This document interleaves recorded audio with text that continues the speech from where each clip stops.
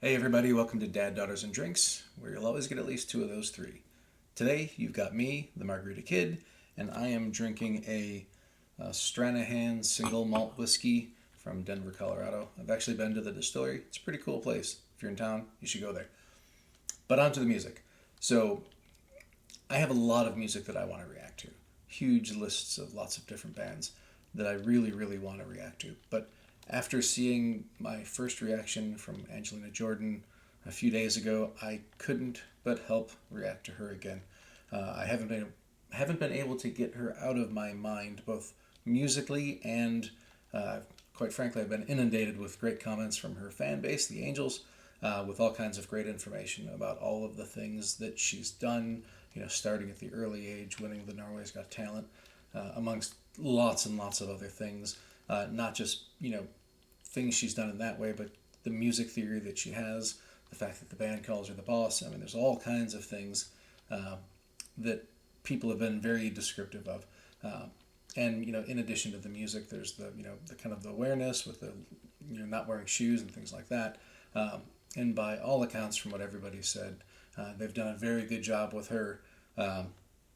In the way that she was raised, not too much fame, not too much exposure, trying to give her as much of a normal childhood as possible, while at the same time still trying to keep her music stuff up. Right. And by all accounts, it seems like whatever they've done has worked really well. So I was looking for another song to do of hers. I've got a lot of recommendations, but this one I think came up the most.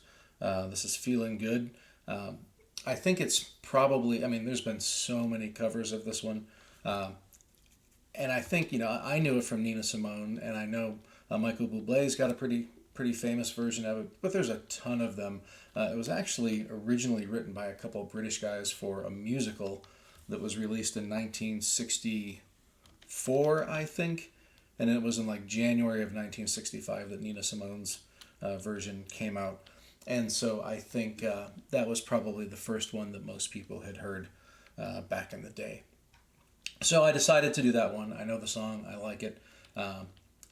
In this one, and I said in the last video that she was 10 years old, and apparently she was 9 when it was recorded, but 10 when she was released. So I probably saw the 10 in the description somewhere and thought, that's when it was recorded. But not only was she only 9, she was barely 9. And I think in this song somebody said she's closer to the edge of 10. So even though 9 and 10 sound pretty close together, the actual delta is more like a year and a half, closer to 2 years. So even though it on paper looks just like a year, I should expect to see a few differences in her and her voice and things. So there were several versions of the song available. This was the one that I picked is the first one that came up. It looked like it had the most views, and it just kind of scrolling through, it looks like this was the one that most reactors have reacted to. So I thought I would go with the flow on that one because I have no reason to go against it. So, all right, after all of that, we are going to go ahead and get started. Angelina Jordan, Feelin Good, live.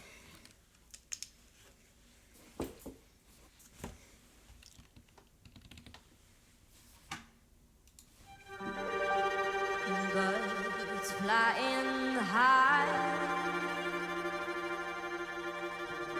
you know how I feel. Sun in the sky, you know how I feel. Breeze drifting on. I'm going to go back on that, but just a quick comment. Something I've discovered lately, and I've known this myself, but I didn't realize it was the case for a lot of other people, is people really like it when there are strings, like live strings. I've seen a lot of, I shouldn't say a lot, but some live performances lately with artists that you wouldn't normally think of as having strings in songs, and they do. And a lot of the people reacting all just melt when they hear that there's going to be a string part, and so I really enjoy that they've started this off with the strings, and her voice has just jumped right in as well. I'm going to go back and re-listen to that. Just all the way, why not? Birds flying high,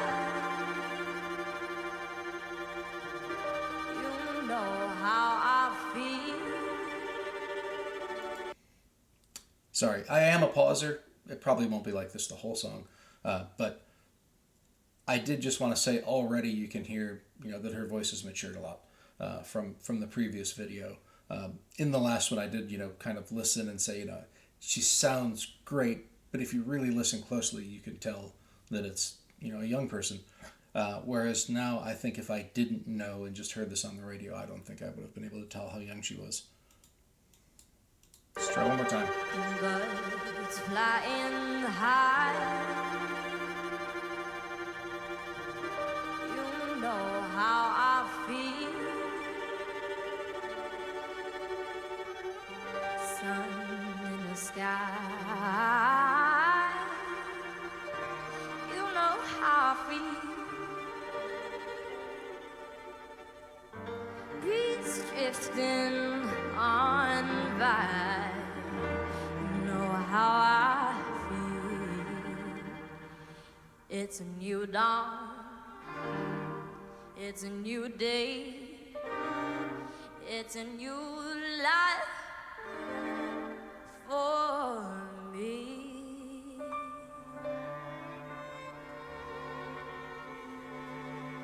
And I'm feeling good.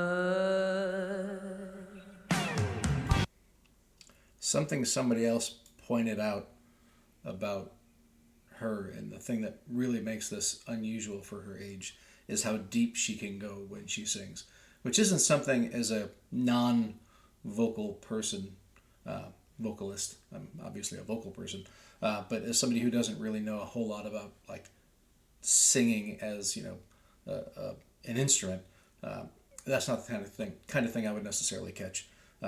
So now she's been pretty low on this already, and so now that somebody pointed it out, I can see it. So thanks to whoever pointed that out. I don't remember who it was. And I'm feeling good.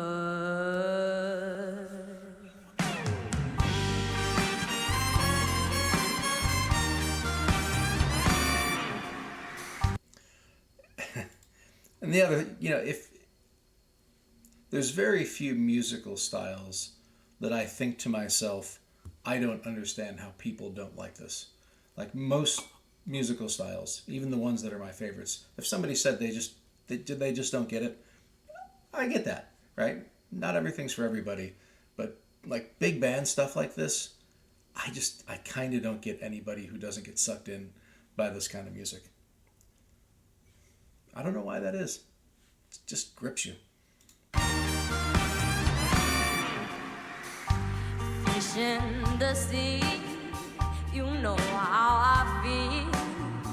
River running free, you know how I feel. Blossom on the tree, you know how I feel. It's a new dawn, it's a new day, it's a new life for me. And I'm feeling good.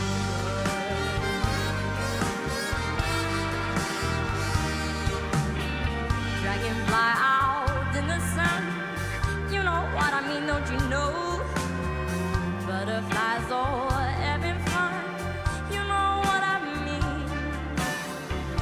Sleep in peace one day down, that's what I mean. And this whole world is a new world, and this bold world for me. And I'm feeling good.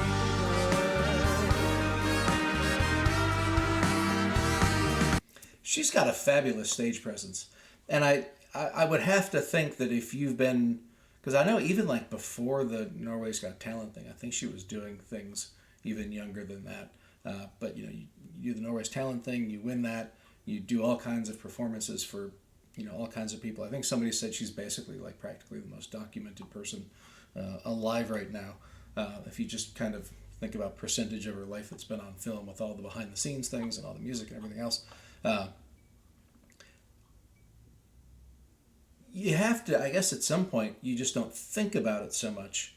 I should say you don't think about it. I think there's always some level of you're thinking about, like, where's the camera, where do I have to look, that kind of stuff.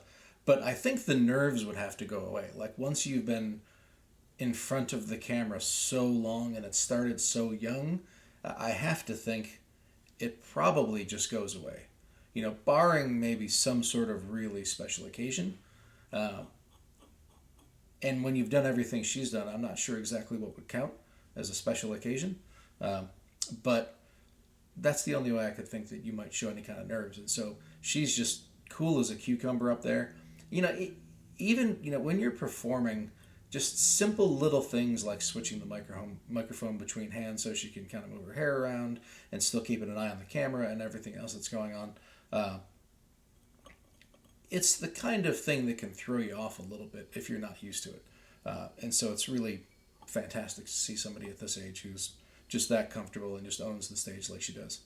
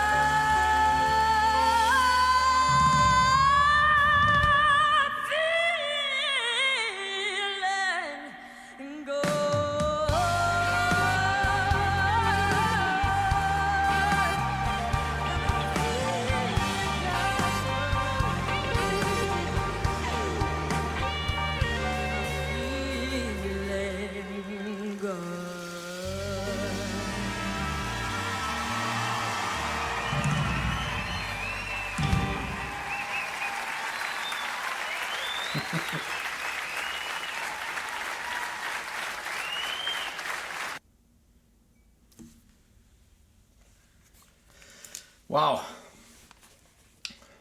It's funny, I made the comment about her being so comfortable in front of the camera and everything, but it's funny how as soon as the music stopped and the lights went off and, the applause started and everything, she almost kind of looked more like a little girl again, like, a little shy and maybe not quite, she's clearly more comfortable, I think, when she's singing maybe in front of people than when you're not. And I think that's probably the case for most people. But the thing that I loved about that one, because it was a great arrangement. I really liked the arrangement. And from what I understand, she probably was really involved in the arrangement itself, as well as, all of the choices that she made. And I think the thing that I liked the most out of that one was that she didn't feel the need to do a bunch of extra diva type stuff, right? A lot of times that happens.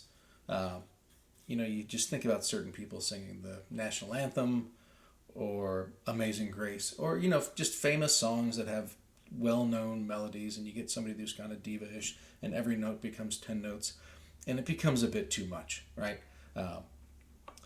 Whereas in this case,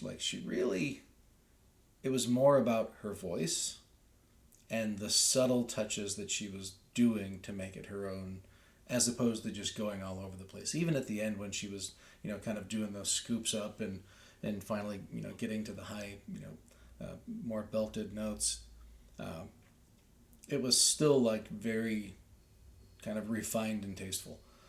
That was really cool. That's what actually struck with me the most. And I know there's people who understand vocal stuff a lot more than I do. People were sending comments about, this note had two different vibratos. The first one was a something dramatic. It was one word that had dramatic in the second half. Warble or wobble or something, and then the other one was a hammer tremolo or something or other. I don't know anything about all that. So maybe she was doing lots of really cool vocal things that I'm not catching, but I'm probably appreciating subconsciously, maybe. I've always said it really takes an expert in their field to appreciate the other experts. I don't play piano, and so if I'm hearing somebody play Rachmaninoff's third, concerto, or whatever it is. I can't tell if they're really doing a great job or not. Like, if they can play it at all, I know they're going to be pretty good, I think. Or Ravel's Gaspard or something, right? I'm not good enough to tell the difference. Guitar, I can tell the difference very well. I'm not the world's greatest guitar player, but I've done enough over the years that I can usually appreciate most of what's going on. Vocal, I can appreciate it, but I can't necessarily, comment in a expert manner. I can just say if I like it or not. And this, I like. I think that's clear. So, I'm looking forward to doing more. I'm not sure what I'm going to do next. I received a lot of recommendations already for different things to do, so I've certainly got choices. I'm just not sure which one I'm going to do next, and it'll probably be a couple days because, like I said, there's a few other things that I want to react to before I get back to her. Just, I don't want to overload myself. I think the more I stretch it out a little bit, the more I appreciate each of the times I get to listen to her. But still, go ahead and leave comments, and if there's certain things you want me to listen to, put them in there, because even if I already have them on the list, the more people that are asking for a certain song, I'll probably put that to the top of the list. And any other comments you have, I'm always happy to read them. I enjoy reading them, I really do. I can't always respond to them just based on time, but I'll give it a shot if I can. And I appreciate everybody spending their time with me today, sitting through this reaction, listening to me babble, and maybe I'll make sure this weekend I can get my kids in to react to one as well. I think they would really like it. So in any case, I think that's it. Everybody, thanks for being here, and as always, have a great day.